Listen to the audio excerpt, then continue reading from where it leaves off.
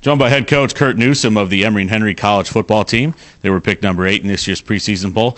Coach, you're the newcomer to the league this year, the new head coach for the Wasps.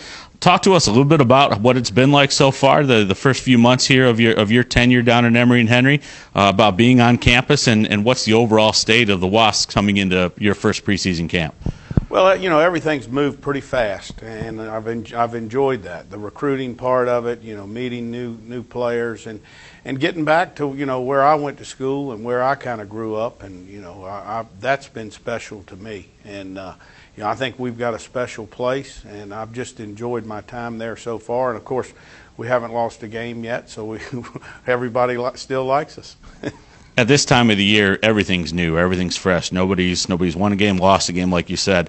But there's even a whole other level of new that you have right now because you're new head coach. You're an unknown in the league as far as how your team is going to play.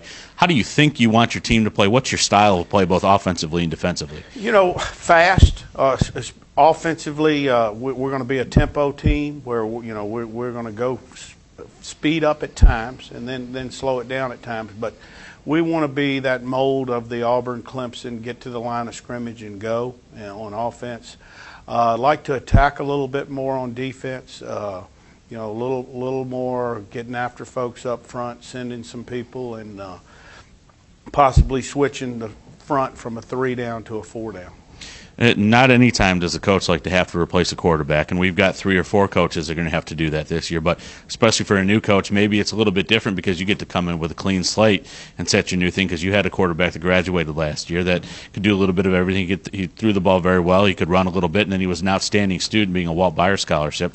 I want to talk to you a little bit about that first, maybe from just a view of the team a little bit. What does it mean to have somebody that was at that level? Because for those that don't know, a Walt Byer scholarship is from the NCAA. It's an all-division scholarship. What does it mean to have somebody like that has been in the program before and can maybe help out with a view of the program? First of all, losing someone of Kyle Bowden's character and intelligence, it's kind of like taking the air out of the football. I mean, he is what Emory should be all about, and he's a great character young man, and he was as good a football player as he was a student. And so that really hurts us. And we've called him in and talked to him about what he thought we were doing well, where he thought we needed to improve. He's a very intelligent young man, very mature for his age. So that's been a big loss. As far as replacing him, we've got a couple young men on campus that we're looking at, Kyle Ellis and Devin Korn. And then we're bringing in several young freshmen. What we're actually looking for in a quarterback is a guy that's fairly athletic, but can be a drop back at times.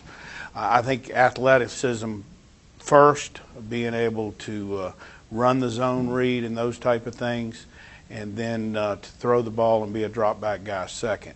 But there's a lot going on for a quarterback in this day and time with the zone read and all the reads they have. So, it'll be hard for a young guy, but we'll see where that goes. It'll be a very competitive camp, and hopefully coming out of camp we'll find the right guy.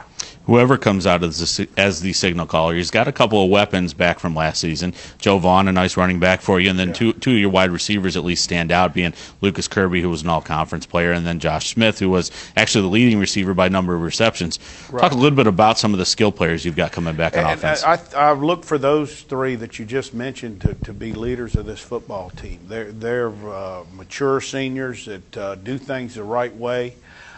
Shown that they have enough ability to be exceptional in this league. So those are the kind of guys that we'll lean on early on to get us through this camp and towards the season. And when we talk about go to the defensive side of the ball, you talk about wanting to get after a little bit, especially up front. You've got a stable full of linebackers coming back, led by an all-conference player in Paul Forney. Talk about what it means to have at least one part of a unit back, even though brand new system, they're going to have to learn it, but you've got some good football players at that spot. You've got some good football players around the team, but you definitely have one full unit that's back that started games for you last season. No question about it. The linebacker spot is the strength of our football team going in. I don't think there's any doubt about that. In the film I've watched, I think Paul Forney's as good as any linebacker in this league. I think he's got a chance to have a special season.